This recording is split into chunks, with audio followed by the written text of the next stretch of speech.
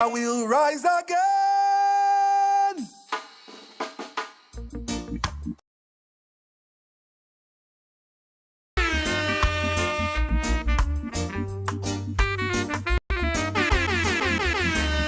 Grenada will rise again.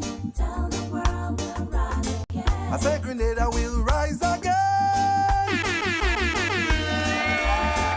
We have lost houses and tradition. That the resolve of a great nation. Suffering and pain will fade away. This too shall pass, the Bible say. Your children in foreign feel your pain. Working together to build again. You've been through wars and revolution. Rise, rise, Grenada, rise. Grenada will rise again. Tell the world we'll rise again. I said Grenada will rise again. Have no fear, we'll rise again. After this hurricane we shall Rise, like a great nation we shall rise, like Jesus Christ we shall rise, like Julian Fedel. rise. I said Grenada will rise again. Tell the world we'll rise again. I said Grenada will rise again.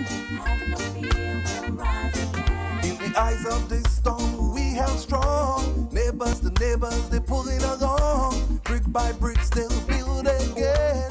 Tree by tree we'll plant again. Your children in foreign feel your pain. Working together to build again. You've been through wars and revolution. Rise, rise, Grenada rise. Grenada will rise again. Tell the world we'll rise again. I said Grenada will rise again. Have no fear, we'll rise again. In this time of critical condition, we need mandatory cooperation to build back the Spice Island.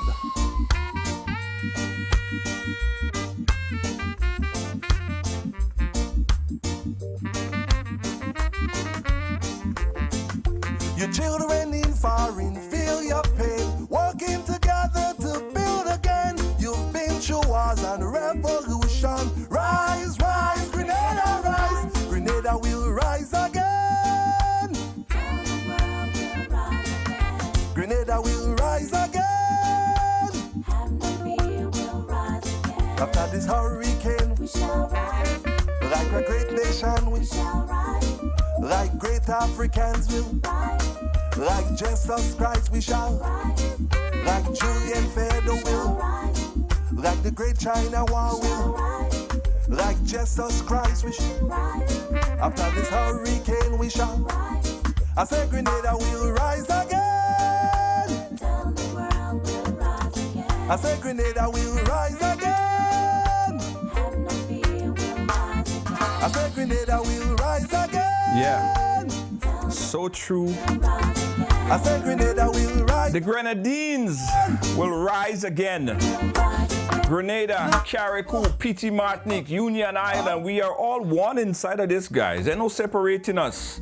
The folks in Jamaica that is going through it right now, we shall rise again. The music, We have lost message in the music. plantation. Yeah? Not the resolve of a great nation. Grenada would rise again. Suffering and pain will. Carriacou would rise again. This too shall pass, the Bible. This too shall pass. Children in foreign feel your. Welcome to Ride Along Live for today, guys. Today we are going to pay. You've been through wars and revolution. Rise. We're going to focus on the recovery efforts, guys. The recovery efforts. Tell the world we'll rise. And we can't move forward Rise. if we don't look backward a little bit, eh? Have no fear. So I got a chance to speak to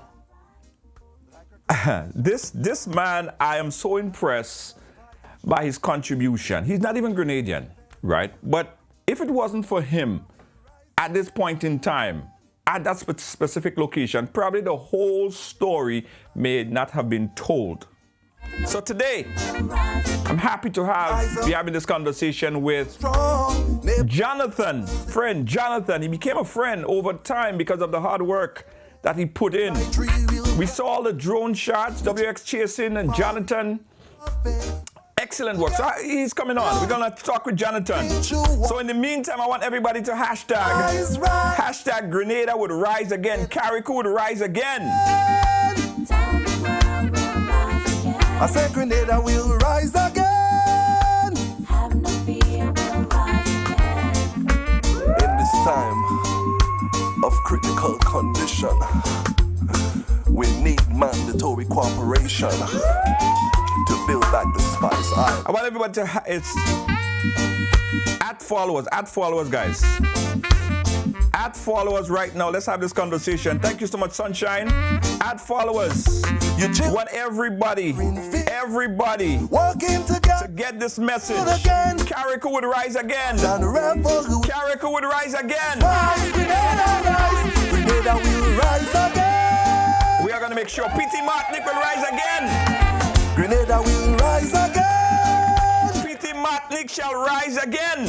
After this hurricane, We shall rise, like a great nation, we shall rise. like great Africans will, We got life. like Jesus Christ, we shall, We are going to make it. like Julian Fedor will, We will rise again. great China War will, like Jesus Christ, we shall, Grenada would rise again. Kane we shall, I said Grenada will rise again, Tell the world we'll rise again. I said Grenada will rise again, Have no fear, we'll rise again. I said Grenada will rise again. Tell the world. Guys, let me tell you something. Right? Let me tell you something. I am so impressed. By my people. Grenadians, Carriacouians, P.T. Martiniquans. I am so impressed by your dedication. I am so impressed by human beings, guys. Sometimes I lose faith because I say people just bad.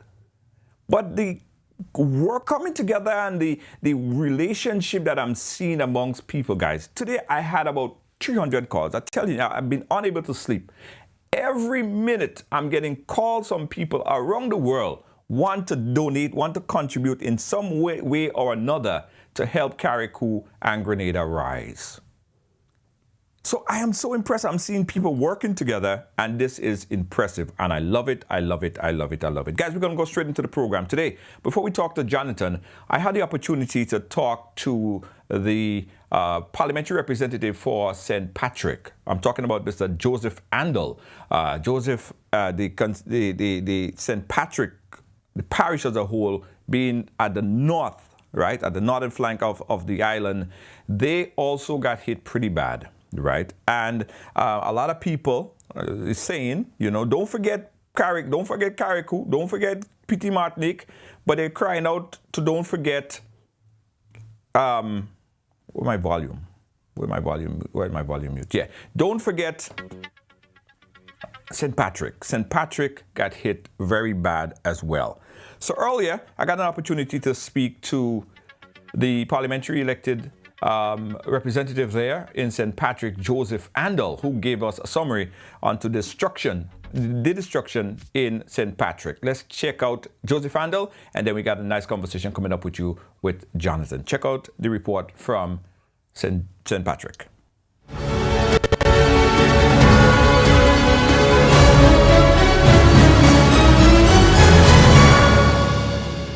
I'm happy to be joined on the phone line right now by the MP for St. Patrick and, of course, the Minister of Foreign Affairs. Minister Andel, thank you so much for joining us. I know it's very busy time, hence the reason why you couldn't join us via video. First, Mr. Andel, tell us, what is the situation like in St. Patrick?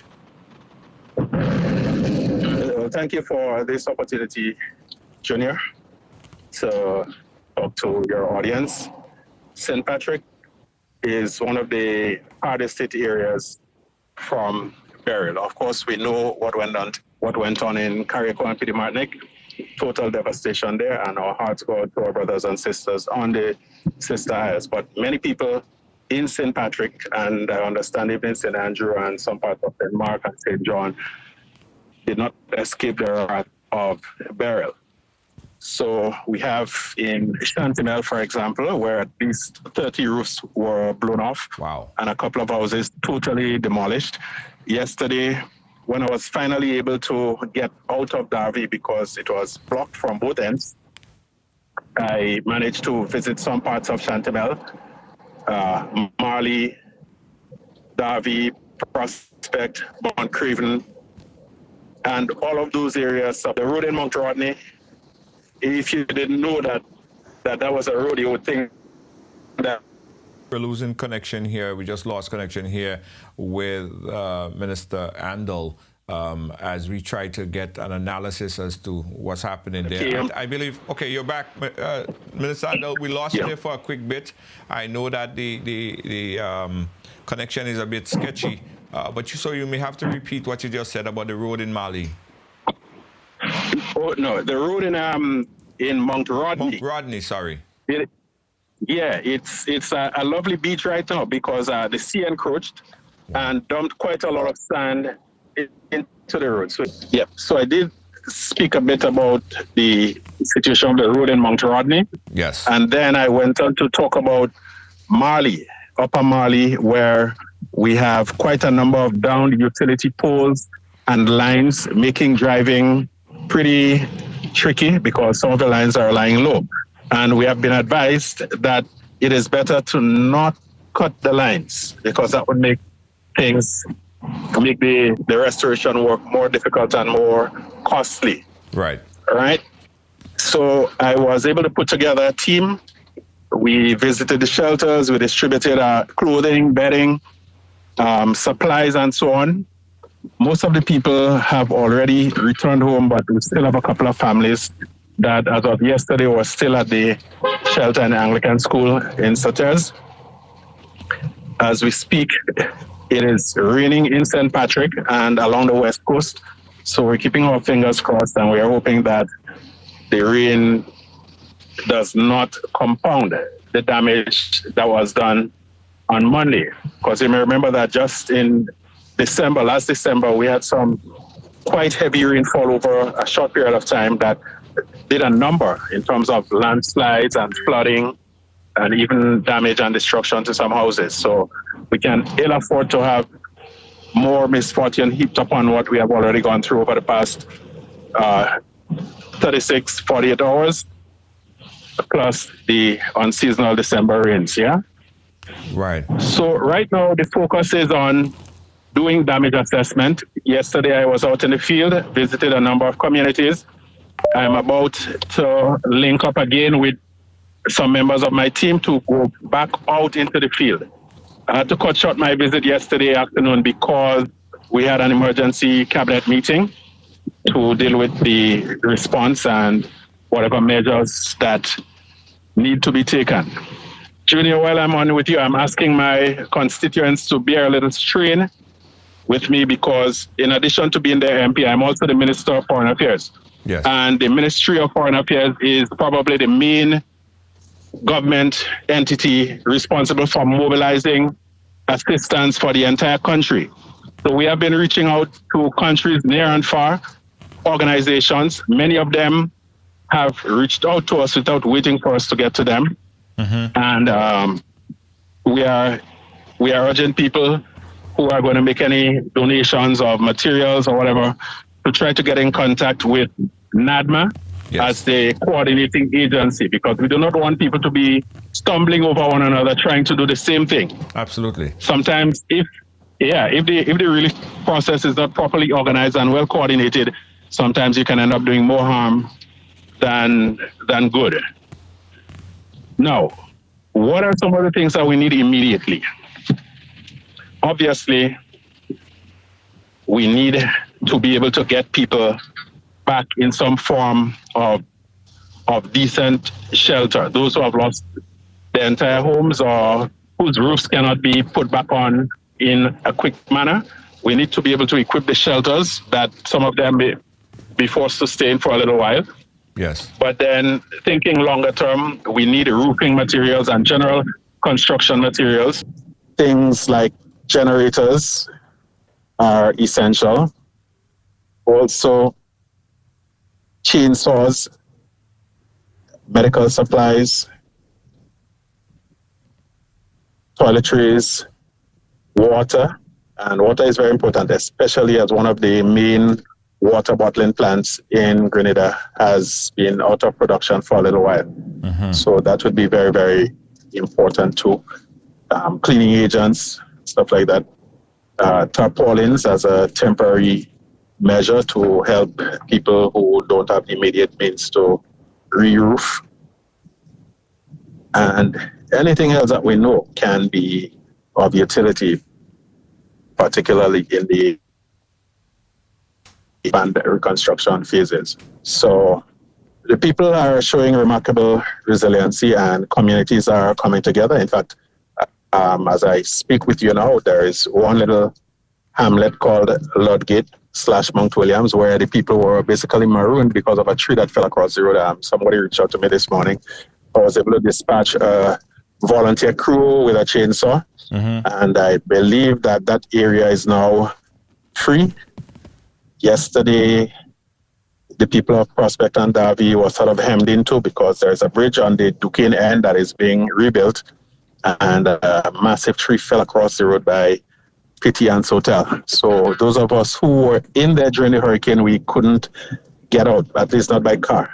So I was trapped in there too for quite a number of hours, and finally I was able to get out walking. And then in the afternoon, a crew was sent in there to clear a sufficiently wide pathway to enable vehicles to go in and out of Darby.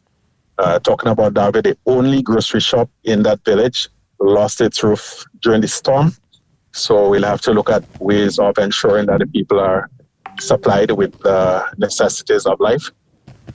And it's bad, but we're confident that with everybody working together and with the proper leadership, which we have, fortunately, that we will be able to overcome this. We want to say thank you to all Grenadians who live abroad and who have been contributing, to all friendly governments and international organizations that have started to come in with assistance and who we know in the coming days and weeks will continue to do so.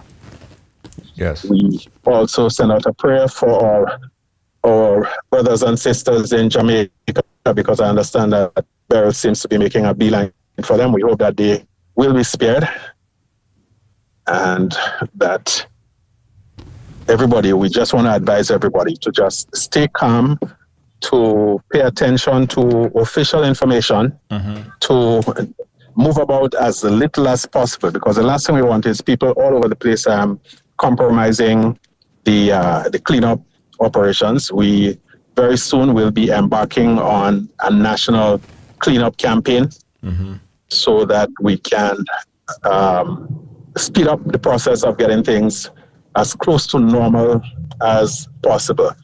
We still have a number of people without water and electricity, particularly, I'm talking mainland now, particularly in St. Patrick, and I imagine some parts of St. Mark and maybe even St. Andrew. So we are hopeful that the utility companies will be able to get those people, those things back together again.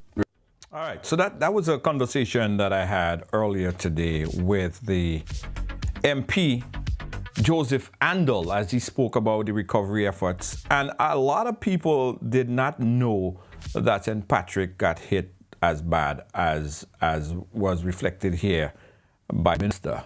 But yeah, there are a lot of houses, over 30-something houses in Shantimel, I heard, with either somewhat damaged, partially damaged, or completely damaged. And the assessment is being done right now. So that is a long road to recovery. You remember just recently we had a situation there in St. Patrick where we had, I think, 3 or 4 houses, unfortunately, that succumbed to the fire. And it was an ongoing effort to rebuild those 3 or 4 houses. Now we have over probably 30 to 40 something houses. So think about the economical pushback for the community, for the country as a whole, as we try to move forward and recover after this dangerous monster of a storm. All right. So kudos to the folks. Kudos to the folks. Check the audio. Are you guys hearing me? If you hear me, give me a thumbs up. Are you guys hearing me properly? All right, I saw someone check your audio. So let me know if you guys hear me properly, because I want to play back this conversation that I just had earlier with the journalists who have been really, really amazing people with his stunning footage. And if it wasn't for him and what he did during the hurricane, probably a lot of things, the story probably would not have been told as it is right now. So I want to make sure everything is good. Okay, audio is good, everything is good. All right, good. All right, guys. So Jonathan, I don't want to mess up his name. Jonathan is a journalist. Jonathan is a storm chaser, right? He goes out, he's an independent journalist. He goes out in various, situations like these and film and get the story as to the downfall, the storm, the iPad, and how it all happened. Jonathan went into Carriacou to cover the storm, purposely cover the storm. But what he found was a home in the people in Carriacou and Petit Martinique. Check out the conversation that I just recorded there with Jonathan on what he saw when he went into Carriacou covering this storm. Check it out.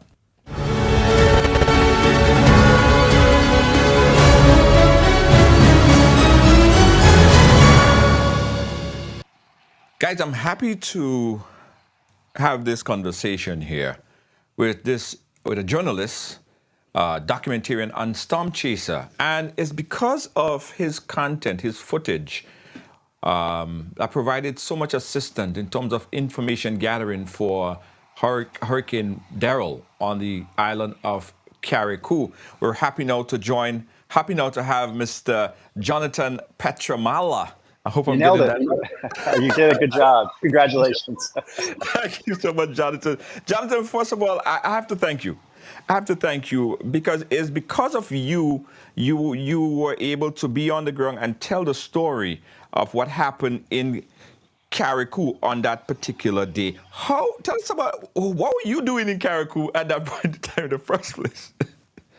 This was a hard hurricane. This is what I do for a living. We track severe weather like this: hurricanes, blizzards, earthquakes, you name it, we do it. So a couple of days before we saw the potential of this disaster unfolding, long before people were really talking about it on the news.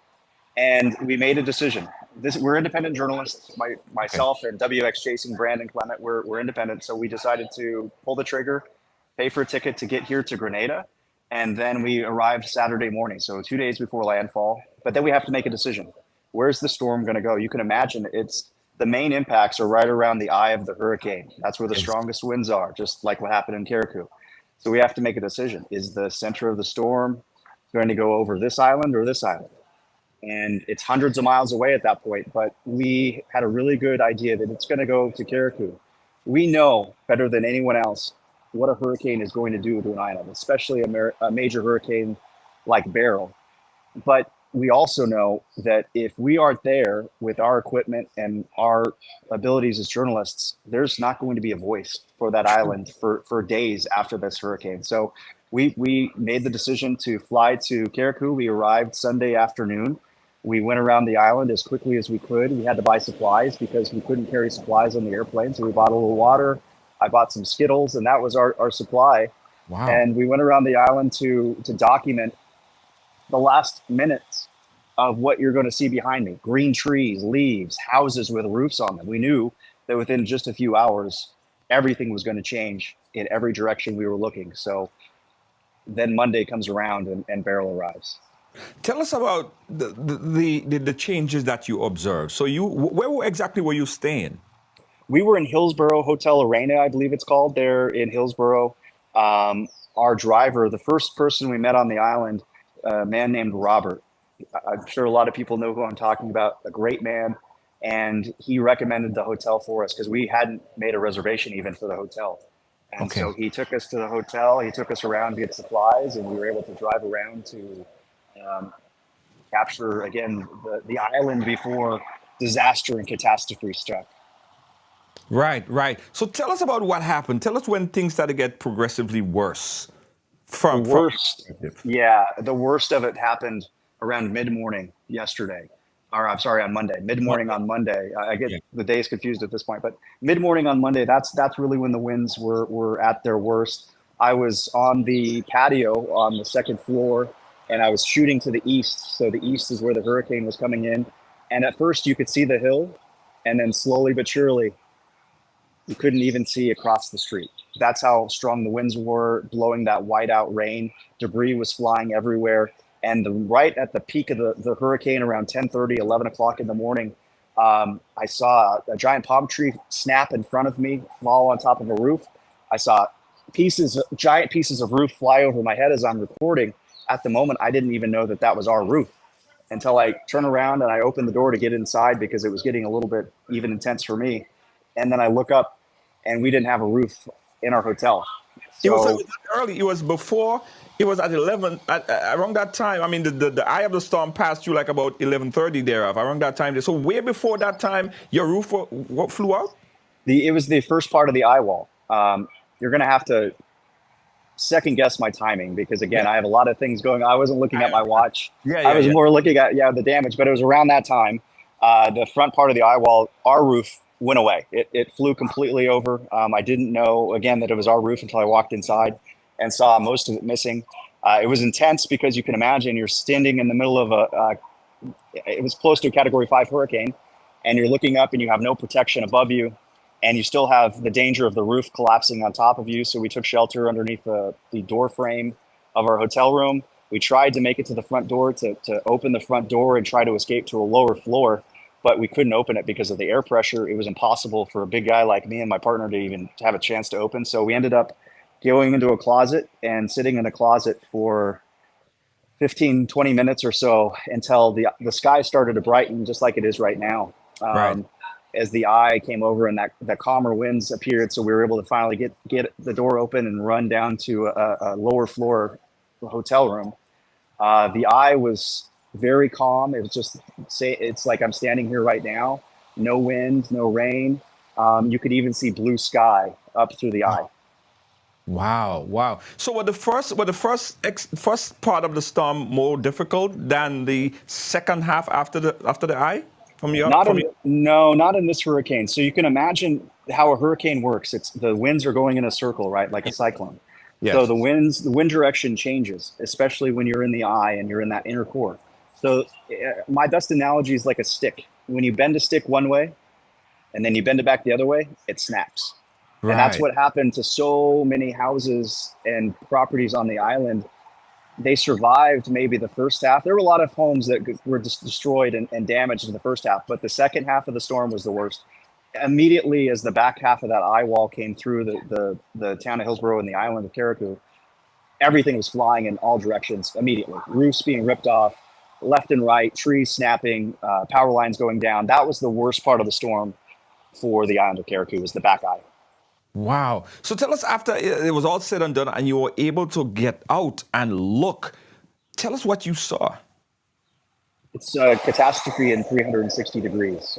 Nothing that we went to bed looking at existed after that eye passed us and the storm moved off into the Caribbean. The roads are impassable. There's power lines, there's power poles, there's trees, there's roofs like our roof sitting in the street. And of course, everyone is walking around in utter shock and dismay because many folks have never been through the eye of a major hurricane like this. And so it was a shocking experience. And my job, I can show you the video. I'll shoot the video and I'll show the chaos and I'll show the damage. But I find it the most important thing that I do and what I bring is to share the stories. And so I immediately started to go walk around and share the stories of the people most impacted. That's why I haven't shown the video of our experience yet. It's because the story wasn't about us. The story is about the people, and the story is about what they're going through. They're going to have to live with this for years. This isn't, it's going to be okay in a couple of weeks. This is a years long recovery.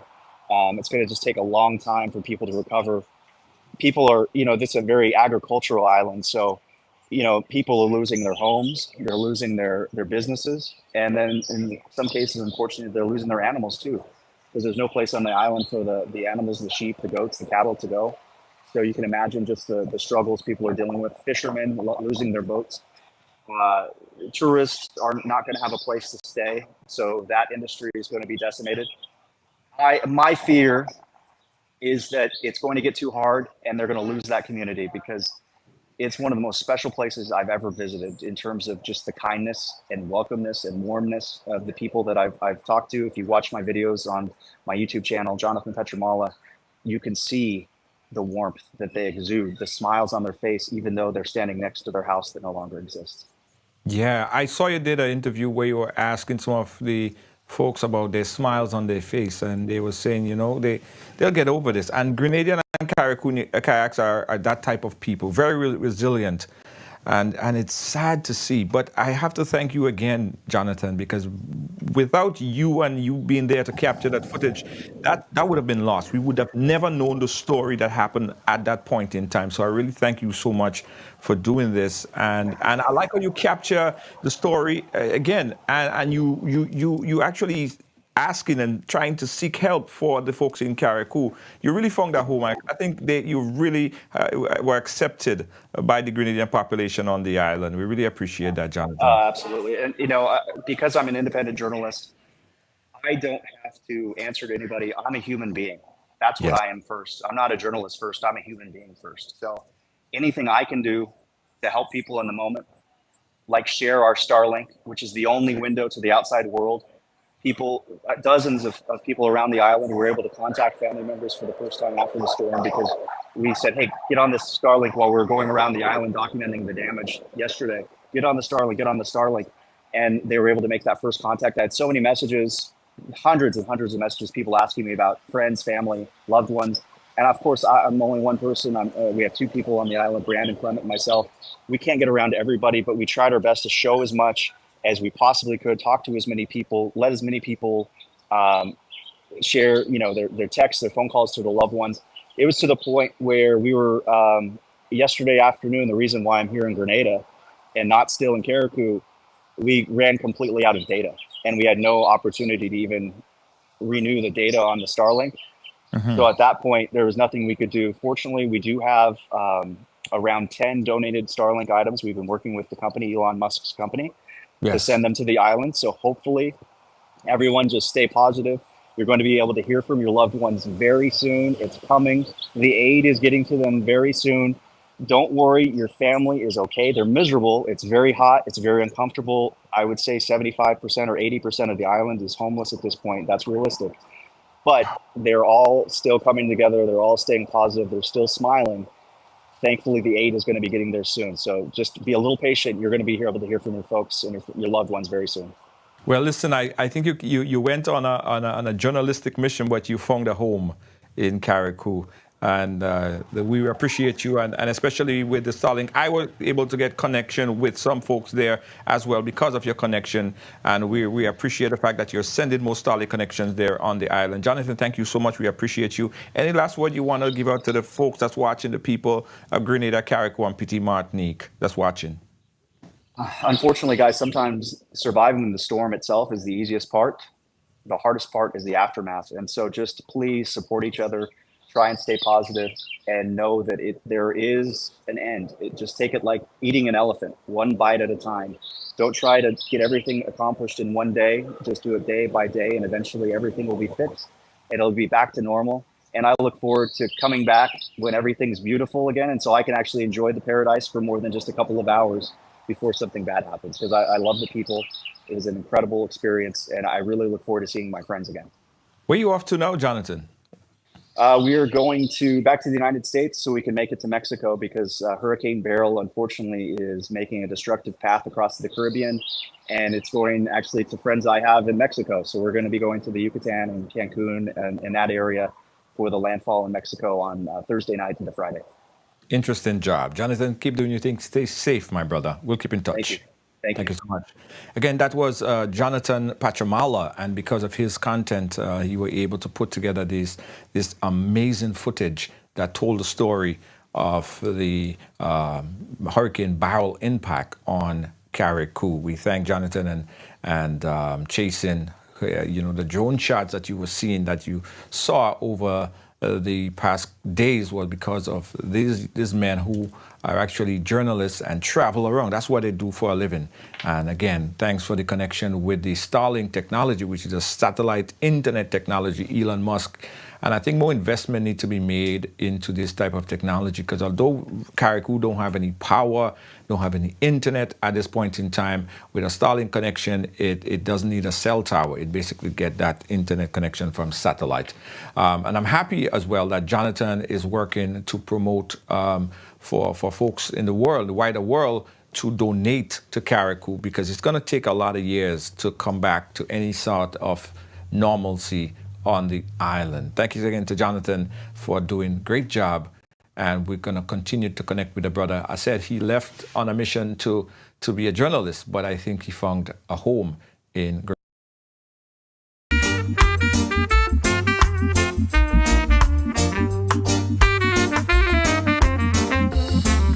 Grenada will rise again. Tell the world we'll rise again. I said Grenada will rise again.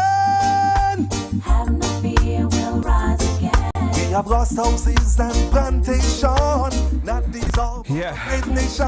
Again, we'd like to thank Jonathan for such great work. It's too sharp. Appreciate it. Bibles. Jonathan, my newfound friend, guys. Jonathan had invited me to come to Mexico with him for the next touchdown of the hurricane in Mexico. So I don't know about that, Jonathan. I don't know about that one.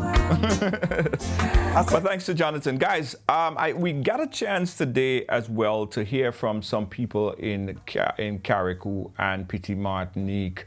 And again, the story is the same story we heard all the time, but we're hearing that it's miraculous that there have not been so many casualties.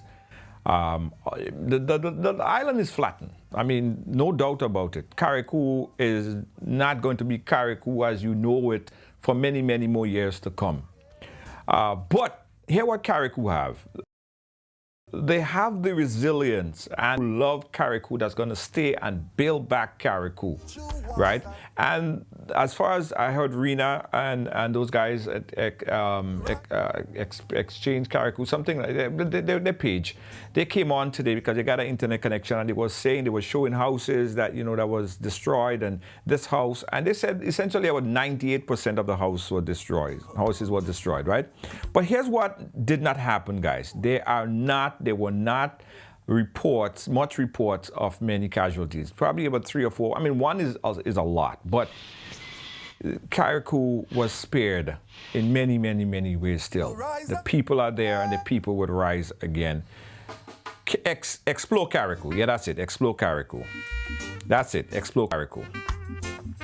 All right, where is Hurricane Beryl now? Well, guys, the monster didn't stop terrorizing people. Right now, Hurricane Beryl is pounding Jamaica with a maximum sustained winds of about 140 miles per hour. And this is rough. About the same that we saw in Carriacou. The only difference, I believe, I don't think the eye is passing through Beryl, sorry. I want to forget the name, Maria. Maria, thank you. I want to forget the name. That's why. I try hard. Right, so Beryl is making its way to Jamaica. It is right now pounding Jamaica, but the eye had slightly missed, I believe. The center of that storm had slightly missed Jamaica. But also, the good thing about the storm hitting Jamaica from the east, and I was speaking to some of my correspondents there, is that on that eastern flank of the island, there are a lot of mountainous region. So we might see a weakening of that storm before we get over to the western side, Westmoreland and those other places. So it is pounding Jamaica right now, and we still wait to get some report. We do have some colleague on the ground. We lost connection with them a little bit earlier, so we're unable to give you that update right now. But we will continue to update the direction of that storm and each one of our Caribbean neighbors in the path of that hurricane. All right? Thank you so much, guys. So listen, guys. Unfortunately, also, I have a hard stop meeting in the next 5 minutes, so I will have to end the program early today. Hope you guys forgive me. But I want you guys to keep with the messages, right? If you still have a family member that you cannot locate, you're trying to find someone in Carriacou or Petit Martinique, please keep the messages coming in. We're going to try our best to make that connection for you. We're going to try our best to see or try to find someone who might know this person and get the message back to you, all right? So keep the messages coming. We really appreciate it, okay? Thank you so much. Thank you so much. And we appreciate you. And this too shall pass, guys. This too shall pass. Carriacou will rise again. Grenada will rise again. Rise, Grenada, rise. Grenada will rise again. I said Grenada will rise again. Have no fear, we'll rise again. After this hurricane we shall Rise, like a great nation we shall rise, like Jesus Christ we shall rise, like Julian Fedo will rise. Grenada will rise again. Tell the world we'll rise again. I say Grenada will rise again. Have no fear, we'll rise again. In the eyes of this storm we held strong. Neighbors, the neighbors, they pulling along. Brick by brick still build again.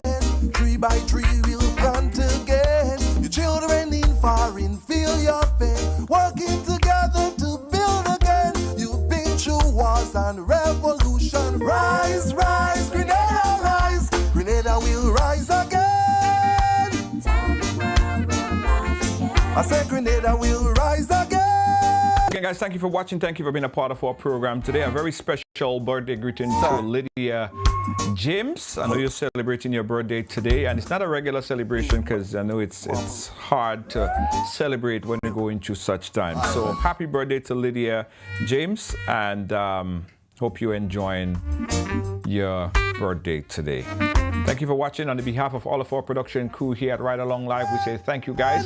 We apologize again. We have a shortcut in the program today. I have a meeting in the next 2 minutes that I have to, very important meeting that I have to jump on.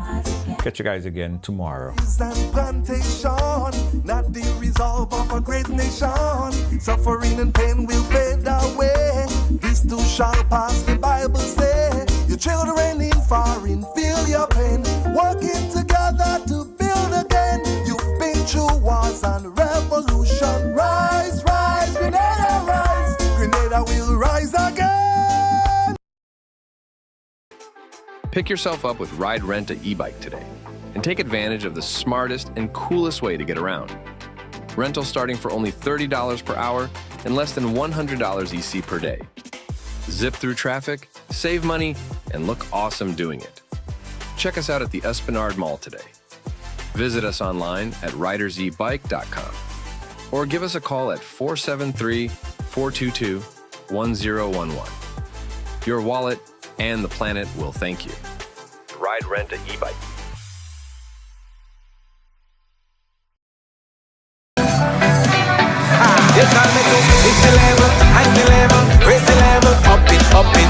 What if you had a choice? A choice of joining a line or a choice of making your purchases online? What would you choose? While you ponder on that, the National Lotteries Authority has provided another purchasing option. All their games are now available online. Yes, Grenadians! From wherever you are, purchase your favorite daily and jackpot type games using any electronic device. Register on the NLA's website at www.nla.gd.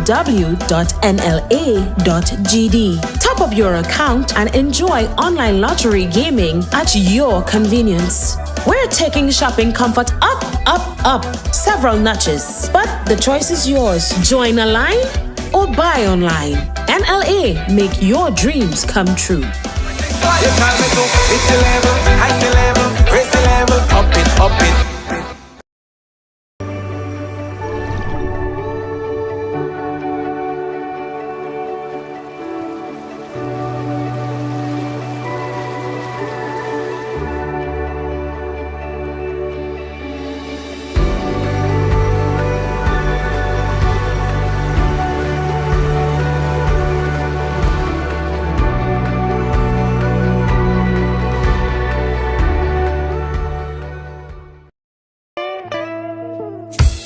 want your folks to play these 3 games from the NLA. Daily pick 3 cash flow and play with. You will be supporting sports and culture, nation building and our future. So go out and play, folks, make it a must. You will see what the National Lottery is doing for us. When you play pick 3 cash flow and play with, the NLA will support you all the way. Starting September 30th, Monday to Friday, these 3 games will be drawn mid-morning, 9:45 a.m., midday, 12:45 p.m., and evenings, 7:45 p.m. The National Lotteries, supporting sports, culture, and nation building. Sunday money day.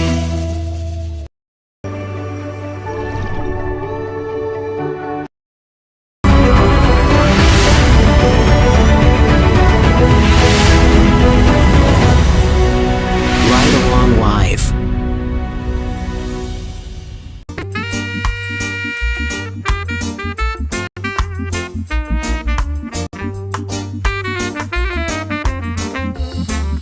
Grenada will rise again. Tell the world we'll rise again. I say Grenada